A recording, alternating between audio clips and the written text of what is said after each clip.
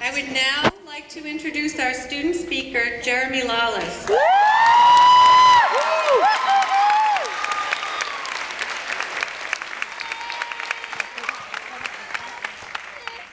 A native of the West Coast and the son of Filipino immigrants, Jeremy graduated from UCLA with a degree in sociology. He then earned his teaching credential from the University of Redlands. Jeremy taught for 4 years in Los Angeles, where he became passionate about the importance of multicultural education and identity development in the classroom.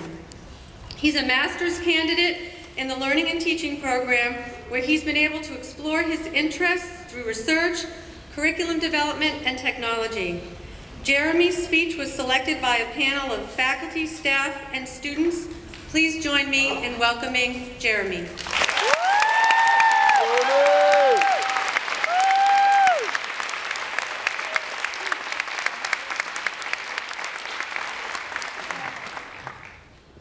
Good afternoon, faculty, families, esteemed colleagues. I'll tell you, it's been a year. Feels like it was just yesterday when we were here, when we first arrived at Hugsy. We're asking so many different types of questions. Should I take 4 classes or 5? Are you seriously charging me for these course packs?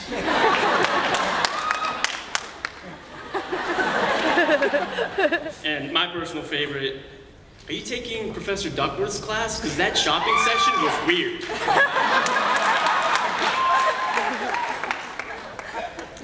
I remember sitting on the lawn, this lawn right here, and seeing Dean McCartney show us a YouTube clip of the Black Eyed Peas flash mob performance on Oprah, which we actually just saw, and how, to borrow from Tina Grotzer's cognitive science class, it served as an analogy for our role as educators, that to begin from one and to slowly spread change, transformation, and inspiration to colleagues, students, and beyond.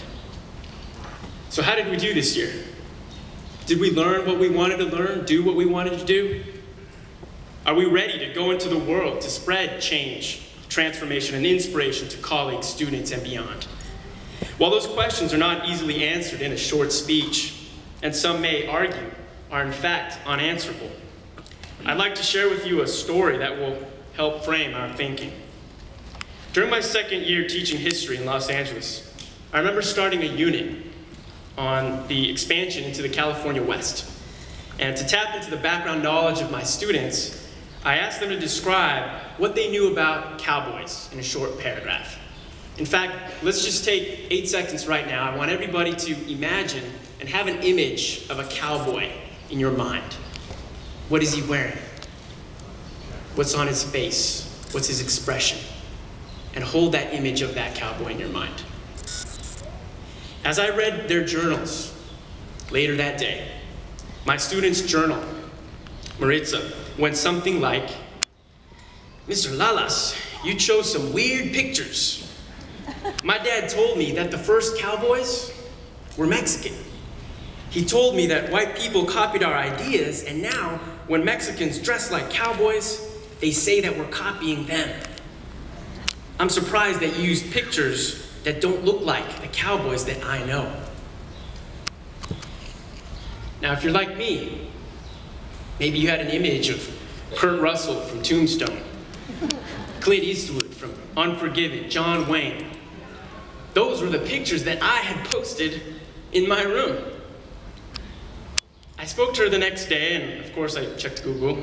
And I learned that the first cowboys were in fact Mexican Indians, descendants from Spanish settlers in the West. Ranchero, lazo, bronco, all words from Spanish. At that moment, when I made that realization, I felt a number of emotions. I think I felt embarrassed, ignorant, ashamed, worried that I had been part of the hidden curriculum that I vowed to never be a part of. Then she said something that I'll always remember. She said, "Ay, Mr. Lalas, recuerden al verdadero vaqueros." What does that mean? It simply means, remember the real cowboys. And I think in the context of Hugsy, and the field that we all represent, that there are a few lessons that we can draw from this story as people, as individuals, but especially as educators. First, always be learning and exploring. Whether you're going into policy, administration, or back into the classroom, there will always be more to learn. We might think that we know something, but in reality, we might not. In my case, my concept of cowboys was limited until I was forced to undergo a conceptual change prompted by my student. Professor Elmore argues that every organization should not be aiming, though, to merely change, but to be in a spiral of continuous improvement. And I think that applies to individuals as well. Because as shepherds of our nation's youth, it is our responsibility to always be learning and exploring, and to model that discovery and learning is a beautiful and messy thing. Be open to new ideas, or, if you remember what Professor Joe Blatt told us in the beginning of the year, put down the ducky. Second, embrace the diversity around you. America is becoming increasingly diverse, with so many new and unique voices being added to the national discourse. A quarter of our children in California are English language learners. But I'm not talking just about racial diversity. I'm talking about the diversity of ideas and strengths that people have. Embrace the people around you. Catherine Bowles might call it teacher teams. Elmore might call it a successful organization. Whatever it is, collaboration and teamwork is key. And I'm sure that many of us have experienced that here at Hugsy.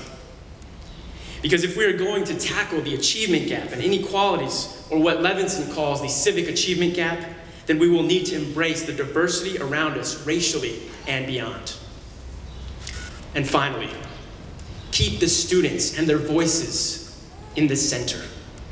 Whatever your role in education will be, in this age of increased global competencies, accountability, and the complications of school reform, in the end, our aspirations and our mission are for the students and, by extension, the future of our society.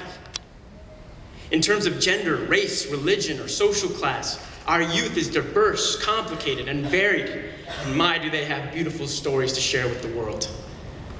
Every child has his or her challenges. From the white child in parts of rural America who's been working since she was 16 years old, to the African-American boy in Watts, to the immigrant who's just reached our shores and is just now learning about the American culture. We can learn just as much from our students as they can from us.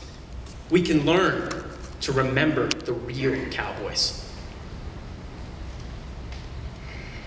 I shared my students' entry with you as a reminder that I don't really have any answers. I don't think anyone really does. But it's a reminder to always be learning, to embrace the diversity around you, and to keep the students and their voices in focus and in the center of your actions. There's a quote in Latin that my father recommended that I use here. Wherever you are, Dad, that's your shout out. And forgive me if I mispronounce it. I believe it's pronounced non satiscire, which means to know is not enough. And to use some Harvard lingo, I'd like to unpack that a little bit.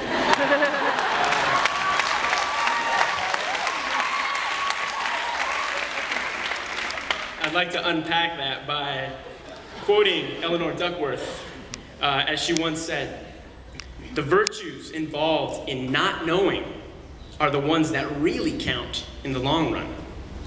What you do about what you don't know is, in the final analysis, what determines what you will know."